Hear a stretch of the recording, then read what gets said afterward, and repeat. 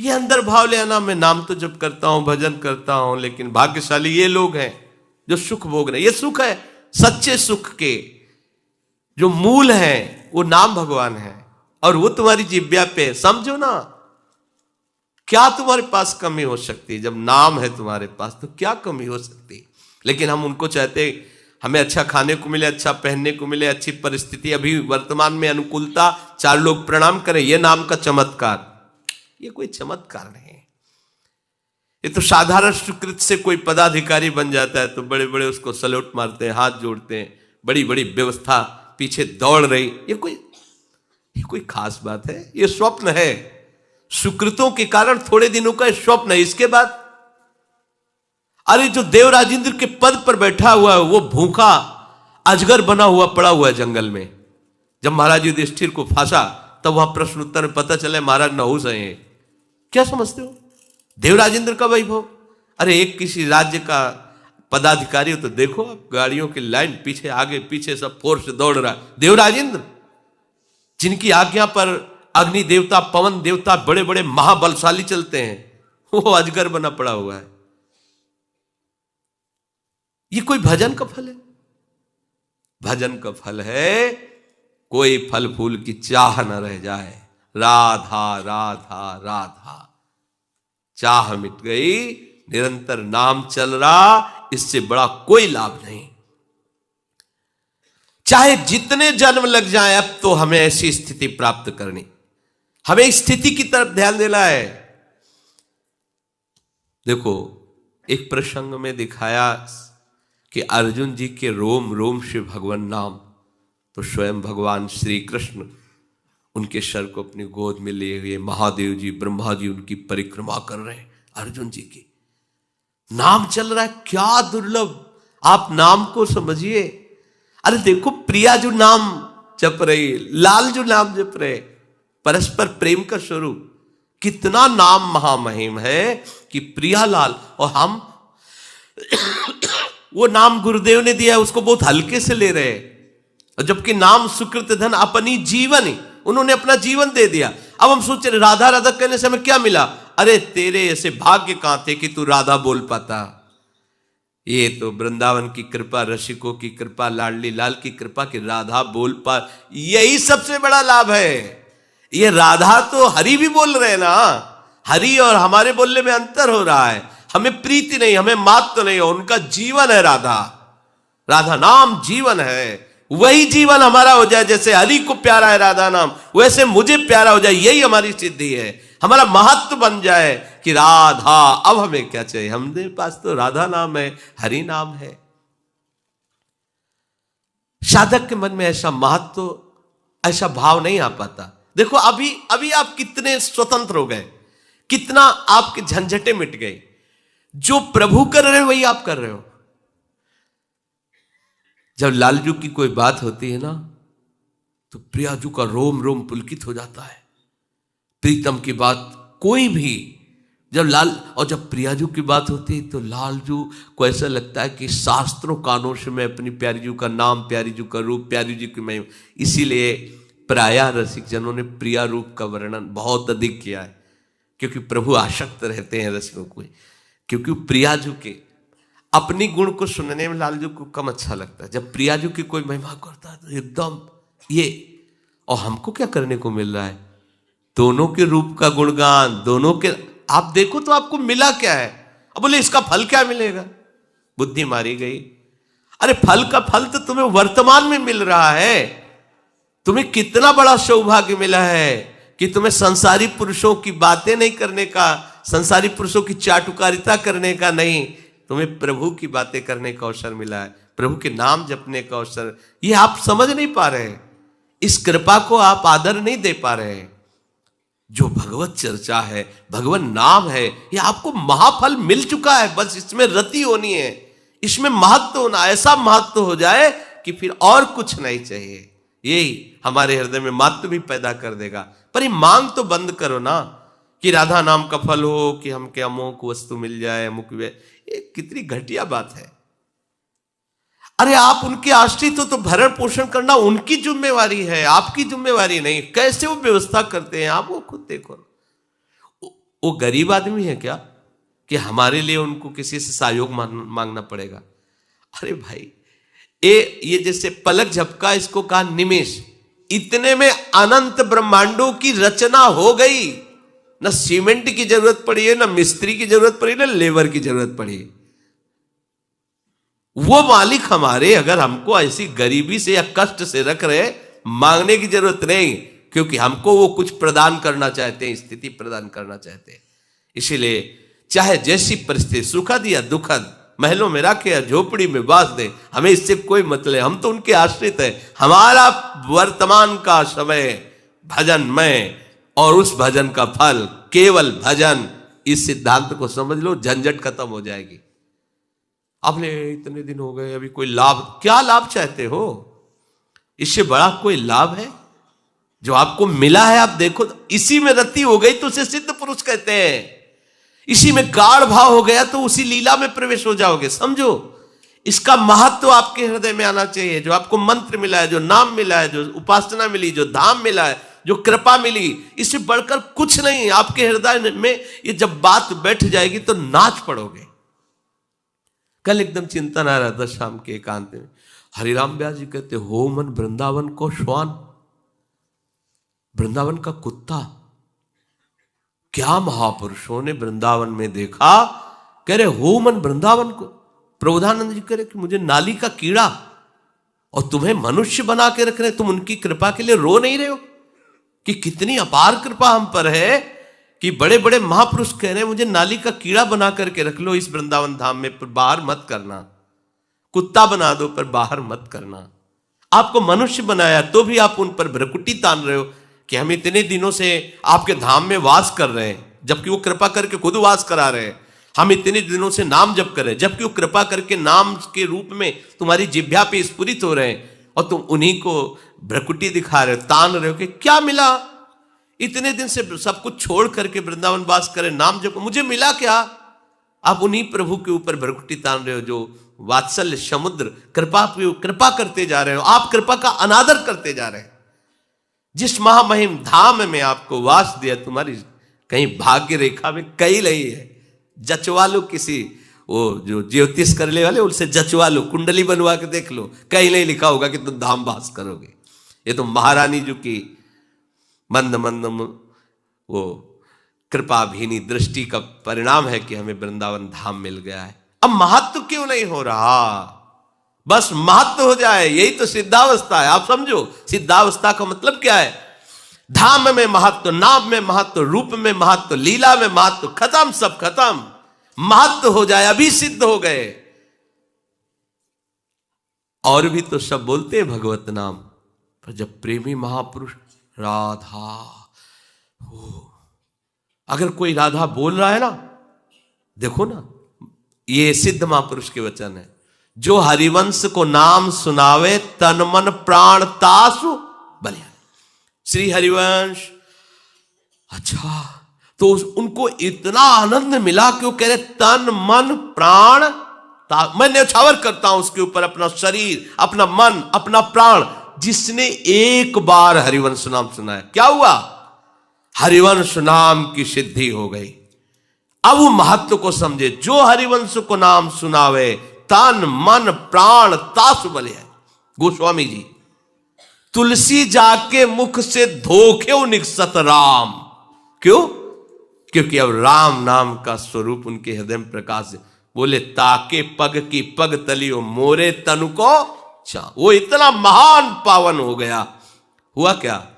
नाम का रस मिल गया, नाम में महत्व हो गया। भाई समझो, हमें और कुछ नहीं चाहना, नाम इतना प्राण प्यारा लगे, इतना महत्व नाम में हो जाए कि नाम चल रहा है, बस यही बड़ी बात है। हे नाथ, नरक में रखना पर नाम न छूटने पावे।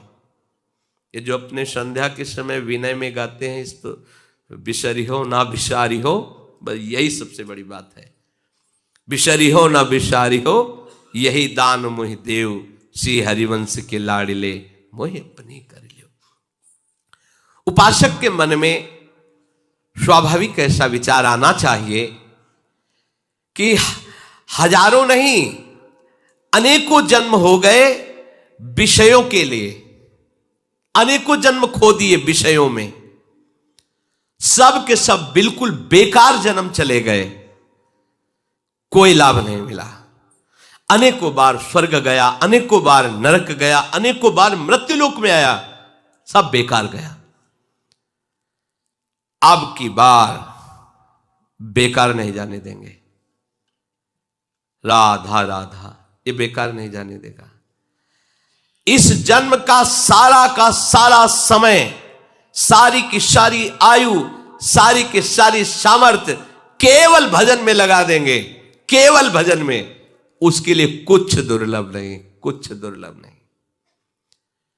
5 वर्ष के बालक ने ठान लिया कि मैं ऐसा पद प्राप्त करूंगा कि मेरे पिता उत्तानपाद जिस सिंहासन में बैठे इनको भी ना मिला हो और इनके पिता को भी ना मिला हो। नहीं मिला, स्वयं भूमन को भी वो पद नहीं मिला। 5 वर्ष का बालक निष्ठा लेके निकला,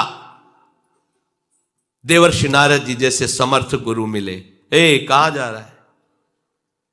मैं जानता हूं कि तुम अपने पिता के गोद पर बैठने को नहीं पाए हो, माने तुम्हें ऐसा, बच्चे हो अभी, तुम्हारी बुद्धि ऐसी हो सकती। चलो मैं अभी आदेश करूंगा, मेरे आदेश का पालन महाराज उत्तानपाद करेंगे, तुम्हें अभी उस सिंहासन का अधिकार प्राप्त हो जाएगा।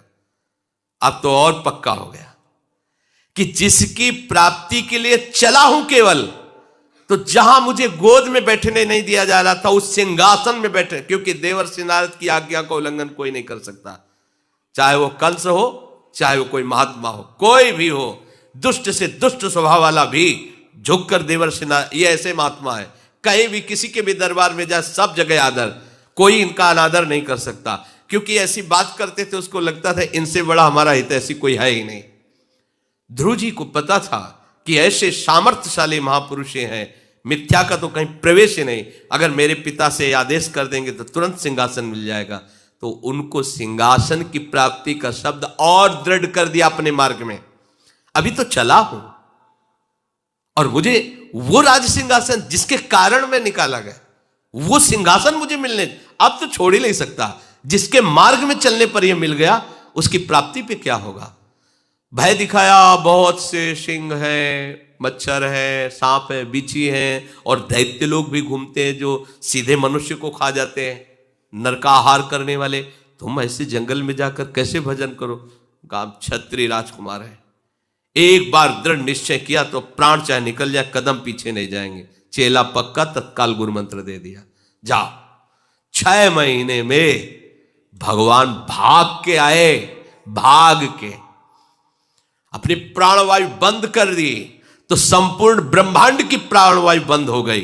भागना पड़ा भगवान को, भाग के आए, जैसे मां भाग के अपने बच्चे के पास आती है। निहाल कर दिया। हमारी आयु, हमारा समय, हमारी सामर्थ्य भजन के लिए है। बहुत जन्म संसार के लिए दे, अब ये भजन के लिए, केवल भजन के लिए। कोई समस्या नहीं, कोई प्रश्न नहीं, कोई मांग नहीं।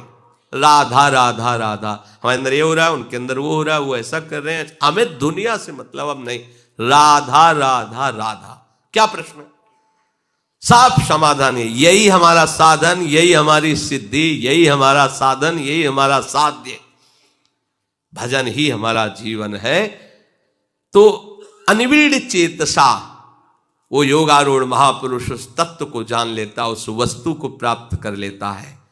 अपने आप को इस मार्ग में लाने के लिए जो तैयारी चाहिए, इस स्थिति के लिए, वो ये तैयारी है। किसी भी स्थिति में मुझे भजन नहीं छोड़ना, भजन के लिए भजन करना है। मेरी गति क्या होगी इस पर छोड़ दो, मेरी परिस्थिति क्या, इसको भी छोड़ दो, मेरा निर्वाह कैसे होगा इसको भी छोड़ दो, पता नहीं मैं चल पाऊं कि ना चल पाऊं ये भी छोड़ दो। वो बहुत समर्थ है, पकड़ करके ले चलेंगे आपको। अभी इन सब बातों का चिंतन न करके राधा राधा चिंतन करना है, नाम चिंतन करना है, मंत्र चिंतन करना है, अपने आराध्य देव के जस में डूबना है, उनकी सेवा में डूबना है। ये वर्तमान का समय ही हमारी सिद्धि है। साधक करते करते जब इसमें अनुराग को प्राप्त हो जाता है, उसे सिद्ध कहते हैं। वो बात आज ही आप अपने हृदय में रखो कि हम राधा बोल पा रहे हैं, ये हमारे लिए अहोभाग्य है। हम धाम में रह रहे हैं। ये कभी तुम्हारे पुलकन नहीं आती कि मैं धाम में वास कर रहा हूं। 10-5 दिन कोई तीर्थ यात्रा करके आता तो पूरे गांव में, ओ चित्रकूट गए थे, ऐसा, ओ वहां गए थे विश्वनाथ जी के दर्शन। तुम विश्वनाथ जी जहां दर्शन करने आते हैं, तुम वहां बैठे हुए, तुम्हारे हृदय में इस बात का फूलन नहीं हो रही, अहो भाग्य लाडली के घर में रह रहा हो। कैसे हो? अब हमारा क्या पूछना कैसे हो, महारानी जी के घर में रह रहे। ए भजन कैसा साधन बनता है, श्री जी जाले, अब हम तो श्री जी के दरबार में पड़े रहते हैं, श्री जी के घर में रह रहे, श्री जी के घर में रह रहे। अभी कोई संशय तुम्हें?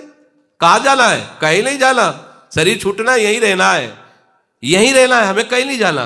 बोले मर के अपने नियत स्थान पे जाना, हमें तो कहीं नहीं जाना। जीवित राधा केल कुंज, और शरीर छूटने के बाद राधा केल कुंज। जीवित हम सेवा में है, शरीर छूटने के बाद सेवा में है। जीवित उनका जसगार है, शरीर छूटने के बाद उनका जसगार है। तो जो अभी कर रहे हैं वही हमें वही करना है, क्या करना है।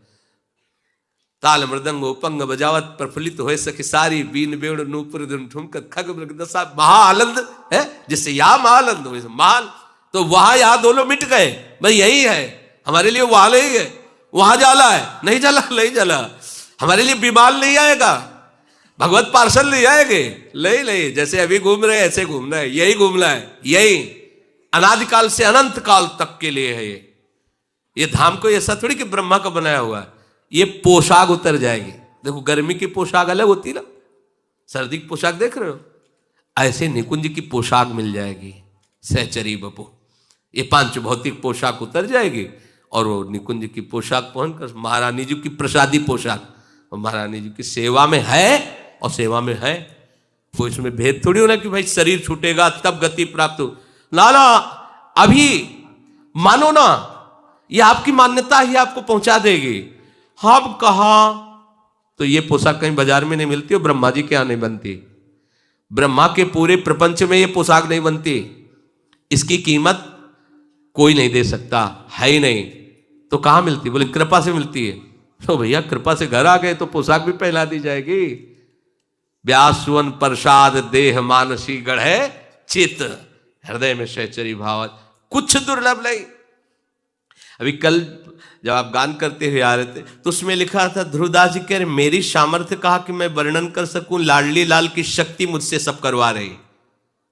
ये लाडली लाल की सामर्थ्य हमको सहचरी स्वरूप देगी। हमारी सामर्थ्य कहा कि हम सहचरी भाव, हम निकुंज में प्रवेश कर पावे, जहां यह नारदाजी सुकैरगम्यम, वहां मेरा प्रवेश नहीं, ये मेरे प्रियाजू की कृपा से हो जाए। और है वो कृपा भरपूर है, नाच पड़ोगे उसको अभी स्वीकार।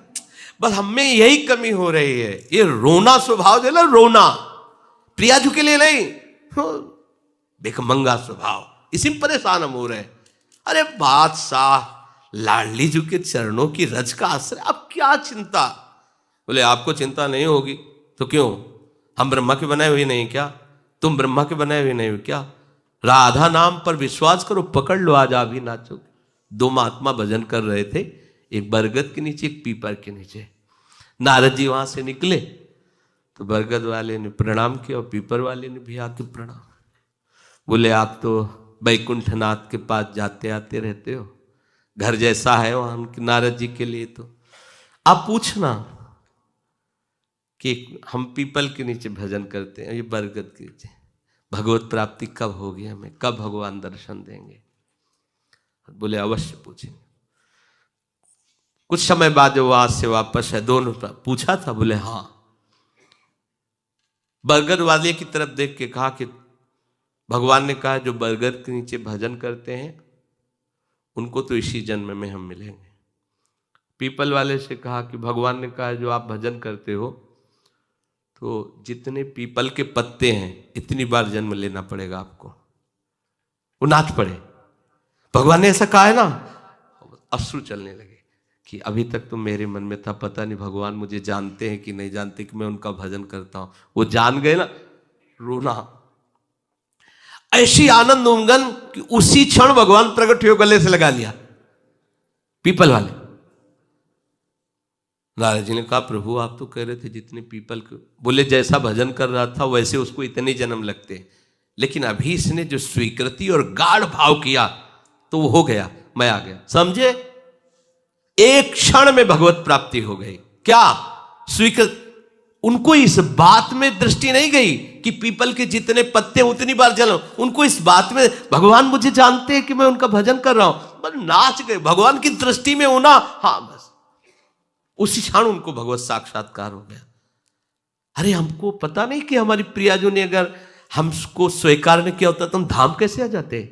ये जो हमें लाभ, मेरी प्रियाजू मुझे जानती है, मुझे ही नहीं, हम सब प्रियाजू की दृष्टि में प्रियाजू के द्वारा पास हुए। महाप्रभु की बात मानो ना, श्री राधिका कृपा बिनु सबके मनन आगम। श्री जी की कृपा के बिना तो मन से भी कोई वृंदावन को नहीं सोच सकता। आप तन से आए हो, तन से तो श्री जी ने आपको दुलार नहीं किया। और हम लोग इतने ऐसे मलिन बुद्धि के हैं कि फिर भी कहते क्या हमारे ऊपर कृपा है। हाँ हम वो कृपा मानेंगे, रुपया पैसा खा, आप कृपा है।